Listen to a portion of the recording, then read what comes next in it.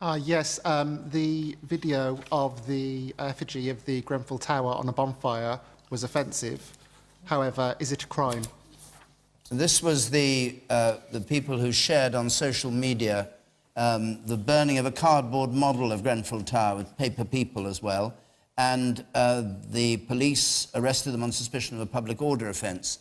And the question is what's offensive a crime? Oh, I know in Scotland the police had put up advertisements in the tube encouraging people to turn people in for offensive behaviour online. It seems to me, for example, if you're concerned about knife crime, then maybe one of the things you don't want to do is have your police investigating offensive speech.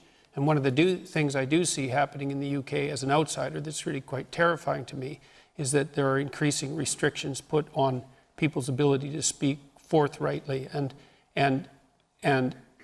that the consequence of that restriction and the criminalization of what hypothetically constitutes offensive speech is going to be a cure that's so much more worse than the disease that we can hardly imagine it.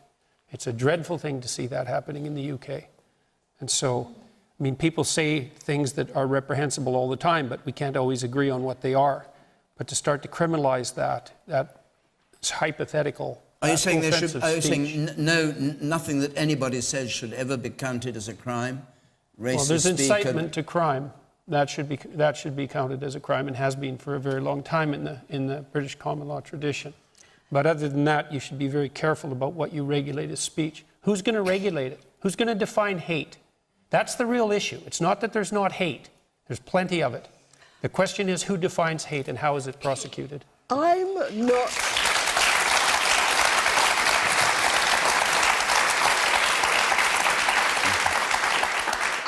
not frightened of forthright speech.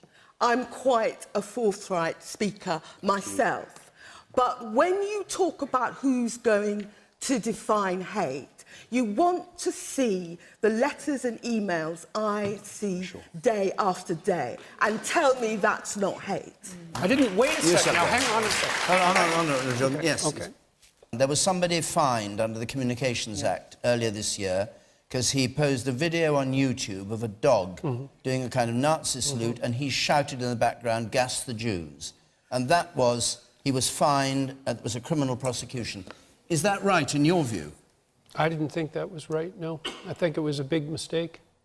I mean, I followed that case fairly carefully, and you don't have to agree that what he did was comical or right, but to prosecute him criminally was a big mistake, and you're going to pay for it in this country. Today, we have to stop there, I think. Diane, briefly, just on that. I would say that type of video with somebody shouting "kill the Jews" is an incitement to racial hatred, and now that's a crime. Okay. And just please. It's about you. It's really important. It may be important, but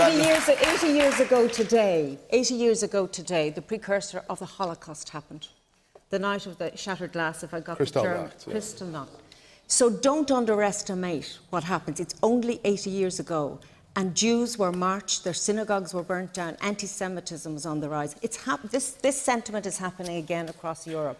And all right, well, I just would be really worried that people don't realise that. Yes, but all right, fine. But that begs the question of whether that language should be criminalised, which is what the issue is. I'm not going to let you speak because we've reached the end of our hour. What do you think? I'm really sorry. And it's not. Yeah. All right, he says it's just a joke. Anyway, we have to stop there. I'm sorry.